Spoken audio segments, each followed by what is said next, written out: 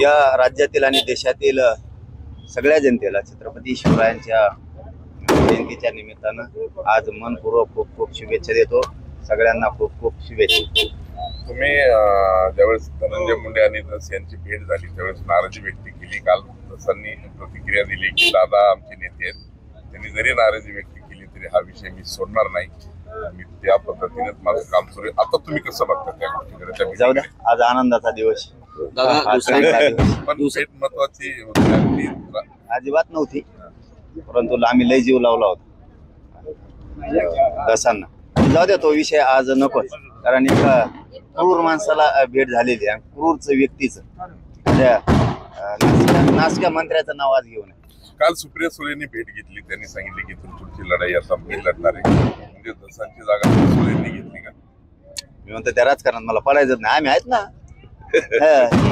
यावाले त्यावाले ही बुळबुळे मतदानापुरती। दादा, छावा चित्रपट सध्या प्रेक्षकांच्या डोक्यावर एक जोर सोडतोय आणि अशी शिवप्रेमीतून मागणी होते की तो टॅक्स फ्री करावा। राज्य सरकार किंवा मुख्यमंत्र्याला आपण काय एकूण आपलं आव्हान असणार आहे या सगळ्या, किंवा संभाजी राजांचा जाजूल इतिहास त्या माध्यमातून पुढे येतोय? तो चित्रपट खरोखर तुम्ही म्हणताय तसं टॅक्स फ्री करायला पाहिजे, पण करते नाही। काही भाग आहे तिरस्काराचा भाग आहे। आरक्षण असो, छत्रपती शिवराय, छत्रपती संभाजी यांचे काही चरित्रावरती काही विषय असेल तिरस्कारानं भरलेले असतात काही काही, त्यामुळं करतील का नाही ही मात्र शंका आहे, पण करायला पाहिजे। तुम्हाला काय वाटतं करायला पाहिजे? शेवटी का नाही करायला पाहिजे?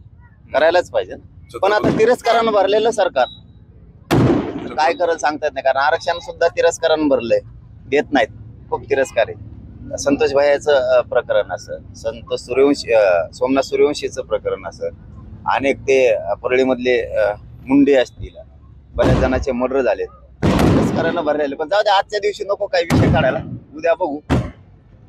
शिवाजी महाराजांबद्दल अभिनेता राहुल सोलापूरकडून अपशब्द काढले, सरकारनं निषेध केला, मात्र कारवाई केलेली नाही। करणार नाही ना, आणि पोलीस पण असं म्हणतात की त्यांची कारवाई करतात नाही, विशेषतः पुण्याचे पोलीस असं म्हणतात त्यांचं वक्तव्यच कारवाई करण्यासारखं नाहीये। बरोबर आहे ना, करताच येणार नाही ना तिरस्कार।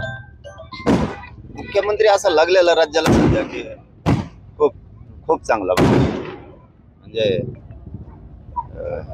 त्यांच्या जवळचा, त्यांच्या टोळीतला, त्याच्यावर कारवाई टोळी आहे ती, मुख्यमंत्र्यांची ती एक टोळी आहे बनवलेली, दाखवायचं नाही।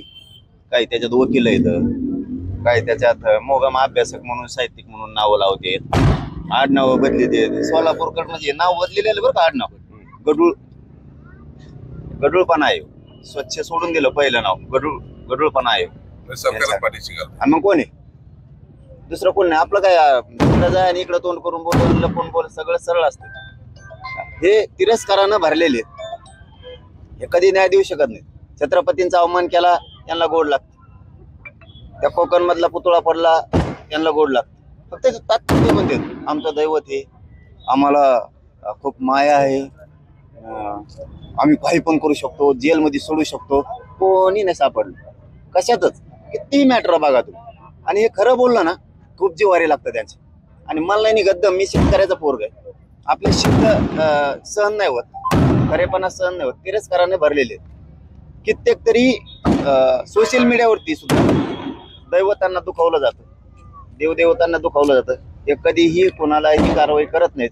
पण गरीबाचे पोरं मात्र 8-8 महिने जेल भोगायला लावतात, इतकं तिरस्कारानं भरलेलं सरकार आहे। सगळ्या जाती धर्माचे लोक शिवजयंतीच्या निमित्तानं किमान स्वहितासाठी, स्वतःच्या जाती धर्मासाठी, स्वतःच्या लेकरासाठी, शेतकऱ्यांसाठी शाने व्हा, शिवजयंतीच्या निमित्तानं सांगतो, आपली बाजू आपण गोरगरीब लढू।